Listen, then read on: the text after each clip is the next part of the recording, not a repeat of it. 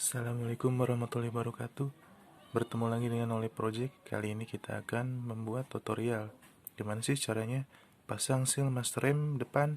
Tanpa lama basa-basi, kita langsung aja eksekusi. Pertama yang kita butuhkan itu adalah tentu repair kitnya, seal master remnya sendiri. Kedua yang terpenting adalah tang pembuka klipnya. Ini harus wajib punya. Sebelum itu, supaya lebih gampang, si pernya ini kita masukkan saja terlebih dahulu.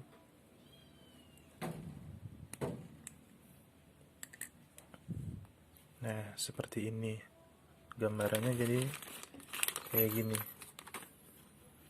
Si ring ini masuk, lalu masukkan klipnya atau sepinya, baru dengan seal karet ini. Oke.